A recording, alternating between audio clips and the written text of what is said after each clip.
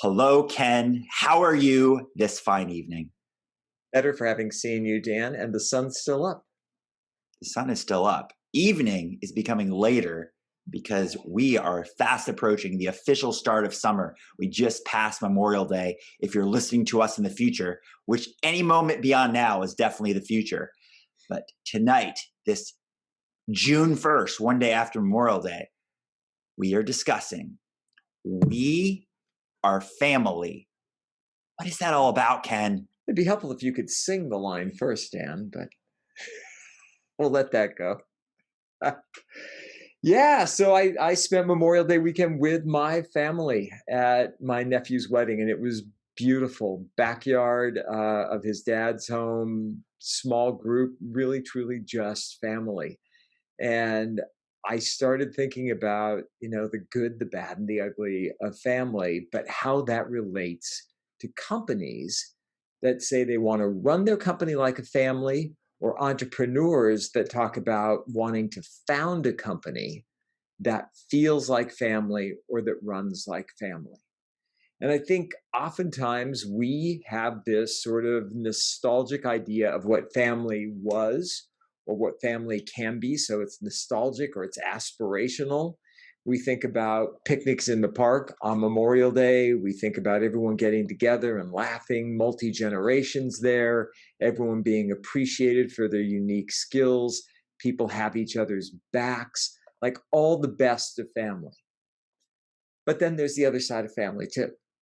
There's the backbiting, and there is the gossip, and there is the less than stellar communication that happens.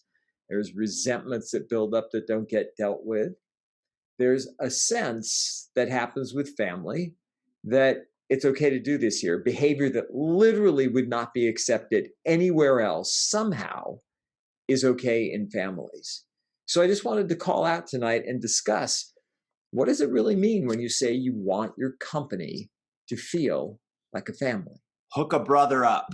That's literally, I had a very enjoyable time with my siblings. My parents deserve all this credit. They just surpassed 50 years of marriage. And I think they just had 51st anniversary in May. And we saw them 2 days ago. And thank God my father just had a heart procedure today that he did well with, and everything was better than expected. So thank God for that. But we were all visiting to make sure that, God forbid something were to not go right, that at least we spent time together or just enjoyed a holiday weekend. So it was just the siblings, not the spouses, not the children, just the siblings. And we were just talking about the different things that each of us do. And I made this claim, which I think is very common, to say, hook a brother up, because literally I meant hook a brother up. And I really meant it from the perspective of, just as a side note, that I am a licensed realtor in the state of Virginia, which has happened to be where I live. And I only am a realtor because I used to have a bunch of rental properties. And I thought, what better way to buy and sell rental properties than be my own realtor? And then you don't have to go through someone else. I can do it myself. But I've kept my license so I can literally hook a brother up. So when a sibling, a friend, someone else connected says, hey, can you help me out? I'm like, sure, I'll be happy to help you out. And I was just commenting on the fact that I think the go-to should be family first, always family first. It's almost like, hey, I know a guy. It's like, well, do you know somebody in your family first? And then you move on to the next level, which is, do you know a guy or gal? And so when I hear like we are family, and specifically talking about companies who want to see themselves as family, I think my first thought goes to, do you always make sure to kind of keep things in house, both the good, the bad, and the ugly? And you always try to find internal resources versus going outside. And there's a lot of baggage that comes with that. But that's where my first thoughts on this go. So I love the hook a brother up piece, and I love the do you go within first, because to me a company, whether or not you claim to have like family values, you want it to structure like a family or feel like a family, if you are investing in your team and you're promoting from within, you're almost always going to have a better result. There is something so empowering about knowing that you're starting at a junior position and you've got a path forward. You actually have a success path, a career path at the company that you're at, and you see yourself in higher and higher roles. And if companies make good on that, then the wonderful thing is they have an opportunity to mold people in their image as they bring in more junior folks. As they promote up and those lower positions become available, you hire people in, you have a chance to onboard people into the culture that you have. So I think that that promote from within is great. And I also think it's essential to keep everything that's happening in the family. The question then is like, as you become somewhat insular, how do you guard against some of the dysfunction that happens? Like, what do you do in order to make sure that the communication that you're having uh, goes beyond what just becomes accepted? And I'll relate it to this. It's like, the drunk uncle. It's like, oh, that's Joe. He always gets drunk at the party. It's just the way it is. Right? It's like, oh, well, that's so and so. He always snaps at people first, but then he'll come back and he'll apologize. That's just the way it is. And it's not that this can't happen at other companies as well that don't proclaim the family title. But I think in some ways, the family piece that's great, Dan, is what you talked about, which is that let's keep it inside. Let's promote from within. Let's have each other's backs. Let's do what we can to see, our more junior members succeed. We want them to do better than we do, right? The older, almost like the parental figures at the top. Like, we want this company to continue. We want the younger members to do great, maybe even to do better and grow the company. The downside is that dysfunction that can creep in, and some of those cliches that go with it. It's like, well, you got to take the bad with the good. Well, it's always been this way. Well, that's just the way we've done it. I don't want to make any waves.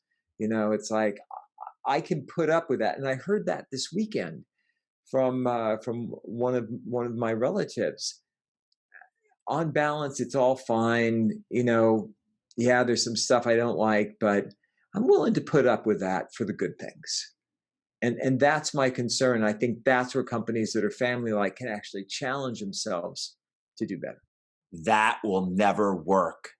That's a book I'm reading right now by a guy named Mark Randolph. He's the founder of Netflix.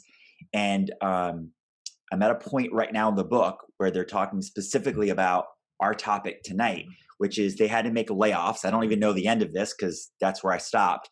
But at this part of the book, when they had to make layoffs, they were trying to weigh certain rules. And I believe all rules are made up, right? Like, even if you adopted them from someone else, they made it up and you just adopted it from them. But in either case, one of their rules was kind of like an inventory rule. Like, is it, I don't know if it's first in, last out or something like that. I think it's something like that. It's like seniority, right? Like, if you've been there longer, then you be the last to go. Like, you're last on the chopping block. So if we're getting rid of this many people, and then somebody challenged that, who's been there since the early days, and said, no, I don't think we should have that rule, because there are people who have been here since the beginning or for a long time who are not pulling their weight. But there are newer people that are really kicking butt. And I think we would keep that person over this person just because they were first in. And then they talked about family factors, right? Like, meaning, what if you have spouses that both work here, right? Like, do you get rid of both of them? Neither of them? One of them? And how awkward is that? Right? And what if you're aware that, like, this person's in a difficult situation because you become such a tight-knit family that you find out that this person's going through tough times in something personal, nothing to do with work, and how devastating it would be to their life if they lost their job at this moment in time. Right? So I think that's kind of like the difficulty when you make a company like a family, is you can become too vulnerable and too open to the things outside of just like do your job, right? And there's a lot of, I think, people out there in books that talk about vulnerability, right? And like being vulnerable, like, like, lay it all out there, like the good, the bad, and the ugly, and then let people see who you really are. But then the question is, in a company, if you do that, you know what I mean? Does that help you become more close knit, or does that actually divide you more? Because now you have these things that you know that you shouldn't need to know in a productive, like an environment where you're just supposed to be focused on doing your job. Man, that's a great topic in terms of the vulnerability piece because it brings up what constitutes vulnerability in a business setting. And I don't think it is that you just, walk in every morning and spill your guts. I think the vulnerability part, particularly for leaders, is that, if you don't know something, you admit it. That if you make a mistake, you admit it, you own it, you take responsibility for it, you clean it up. To me, that's the vulnerable part. Asking other people their opinion, complimenting somebody else if they actually produce the win and not trying to take credit for it yourself. Credit where credit's due. Just those super high integrity, high maturity actions that to me demonstrate that a person's vulnerable. They don't always have to be right or have to have had. That's a lot of the verb to have, but that's okay. Have to have had the answer. Um, they're okay with that. There's a security, I think, that comes in vulnerability. And I think that's cautionary tale to those of you who are listening and who are in leadership positions. The vulnerability train that is just kind of rocketing right now down the track, I think is a little out of control because people are misinterpreting that to mean that you share everything that's happening in your life. And while that may be true with a few select people at work who are your friends, if that stuff is going to derail work, if that's going to play against the ultimate purpose for the company, to just if it's for-profit business, it's to make a profit, to stay in business. And while you're doing that, you want to fulfill your mission, you want to live out your values, you want to develop your culture, all those amazing things. But my goodness, if that level of sharing becomes inappropriate and you start to lose traction because of it, then you're completely derailed. So I think that what this is kind of shaping up to be in this conversation is like there's got to be some intentionality around all of this. We want to feel like a family, and we're aware that families oftentimes allow bad behavior to slide. We want to feel like a family, and we're aware that coming in and just vomiting our emotions out every morning, probably not a great way to run a company. So I think it's that awareness, Dan, that people need to pick up on if they're really going to take on wanting the great part of family, supporting each other, being there for each other, promoting from within, and helping people to grow. Got your back, Ken. Got your back. No, I think that's the positive side of this whole discussion about like we are family. When you think of a business, is to come from the perspective that you don't even need to go into detail, right? About the vulnerability piece. Like you don't need to tell me why. I got your back, man. Like you need help, you need support, you need time off, right? We think of ourselves as a family. Like you can even go down to like business unit or small team or whatever. It's like that's a family. And if you're all unified in your outcome, like what is it that we need to do? And you all are on the same page. It's almost like you can go into all these cliches of business, but it's like you have the same, not like morals, but you know what I mean? Like the same principles. It's like we live by these principles. And one of the principles should be like hook a brother up. I got your back, right? Like all these kind of things. It's like you share whatever you wish, right? Like, but you don't even need to tell me. All you need to do is say, I need some help, or I need some time off, or can you help me out? And we're going to say, of course, like we are family. I help out my family. And it brought me to something that I thought Jocko Willink said once about the management level that's manageable, right? And I don't remember the number. It might be like 7 or something like that, or it was something much lower than people expected, where you have. So I think of that the same way you think of like the size of a family. I come from a big family, 6 children, and that's probably at the max capacity of like really manageable. I know people. My sister-in-law comes from a family of 10 children, so it's 12 people. It's probably a little bit hard to manage. You probably have people that like aren't as well taken care of as others, or get outside of it. So from creating family units inside of businesses, I think, look that up online, but like look at what Jocko says. And there are definitely studies that have shown what's a manageable family where you can truly support each other, have each other's back, right? And share where you feel appropriate to share, but be willing to just say, I need help. And can you step up? And always be willing to do that, because you all live by that principle of, yep, I got you, man. I got you.